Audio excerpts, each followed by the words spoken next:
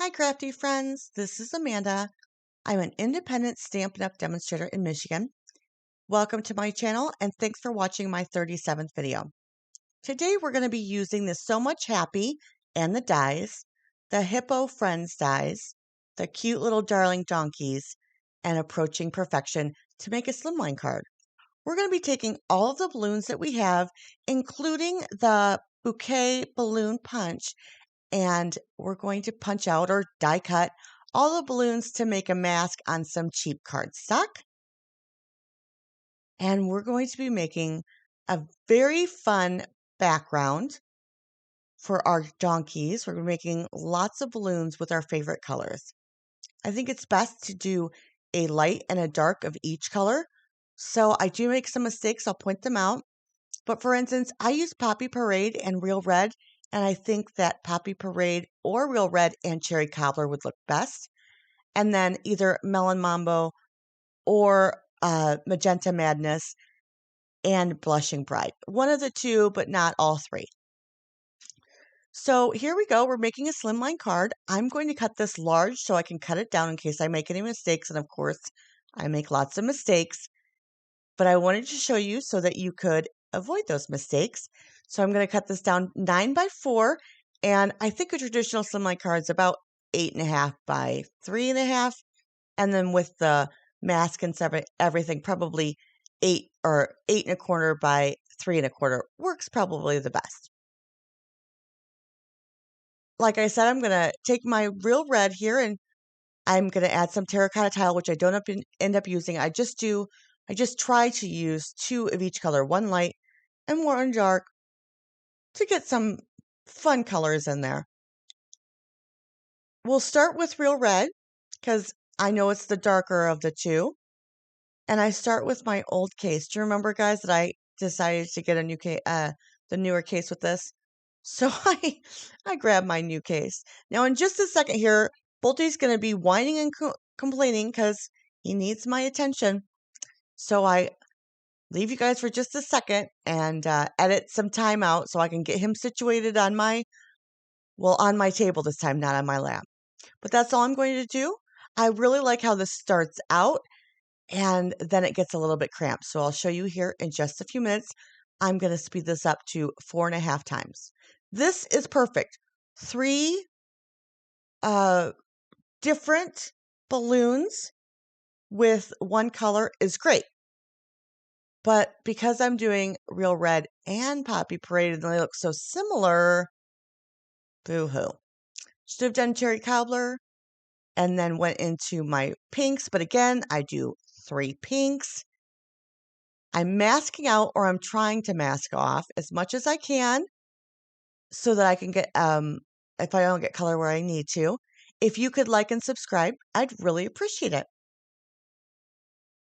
You guys are just going to watch me blend my pinks here.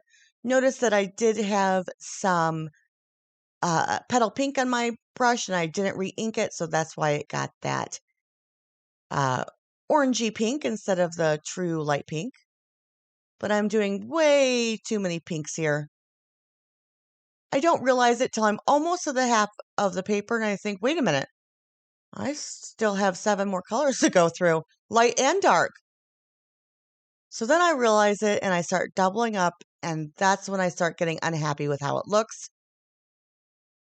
Not necessarily unhappy because I still think it's pretty enough.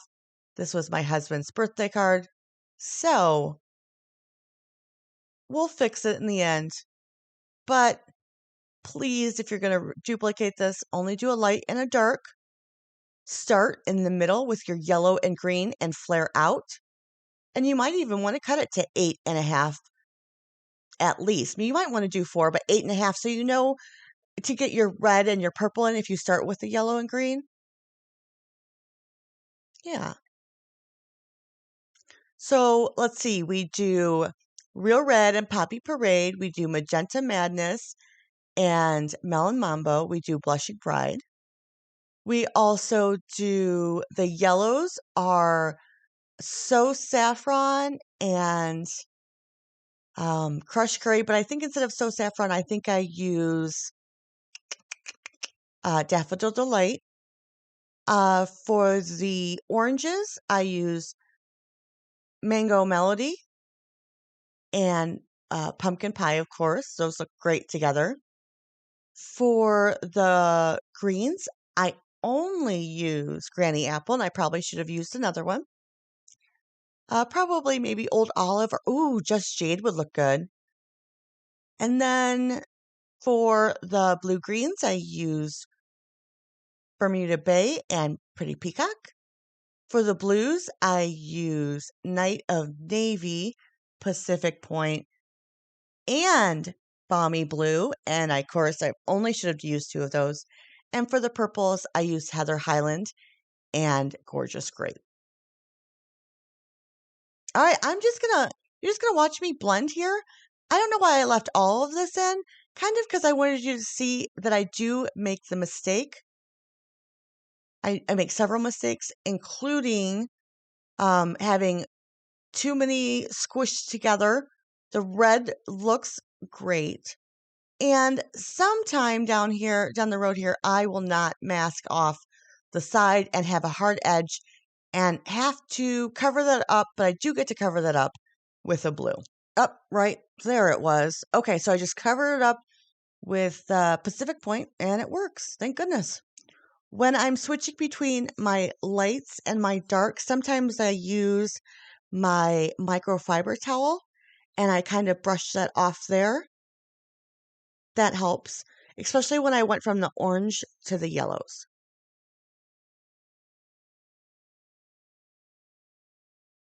Are you getting sick of me?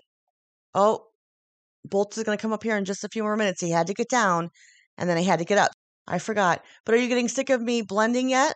If you guys stay tuned, I'll show you Bolty in all of his glory, the cutie pie. So stay tuned to that. That's at the end. Finally, we are at the end with our purples. Now, this is a very busy background, don't you think? Too busy. So now I'm going to chop it down because I think I can get rid of most of this red. And I can't get rid of most of this red. But that's okay. I'm not going to redo it. It took me a while. So I'm just going to fix it somehow. You'll see how I do that in just a second. And then I'll cut off my inch at the bottom, or 3/4 of an inch. I like it. It's just, oh, I just it was a little bit further apart. All right. I'm going to take a piece of scrap paper and stamp out all three of my cuties, my donkey cuties, with Memento Tuxedo Black ink so that I can use my Stampin' blends with them. I'm going to color the donkeys brown and gray and a lighter brown. So soft suede and crumb cake. And then I'm going to take this balloon and make it purple. My husband's birthstone is purple. That's the only reason. And it was close. I mean, it could have been blue, but my husband's birthstone is purple. He was born in February, of course. So, oh yeah, because it's February. Hello. And I can't believe it's already the 22nd. Oh my goodness. So much to do in so little time. But I'm just going to color my little guys. Now, I want to tell you, I've heard some people telling you wrong, and I just would like you to please listen to how I color. It's going to help you out. You do not want your alcohol to dry before you put on your second color.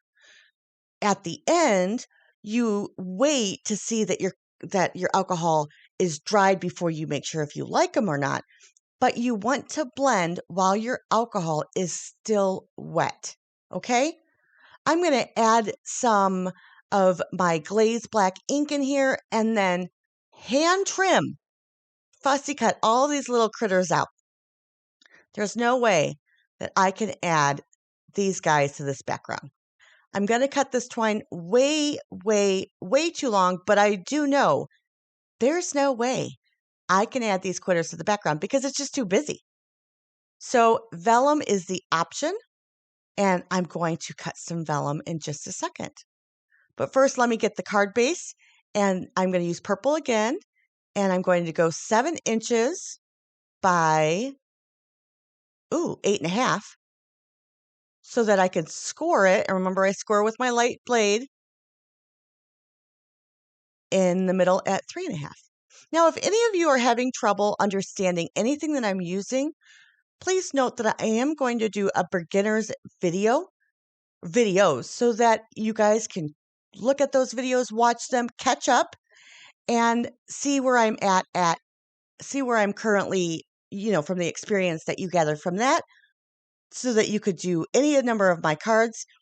But I just think that I need to go at my pace and have separate videos for some beginners.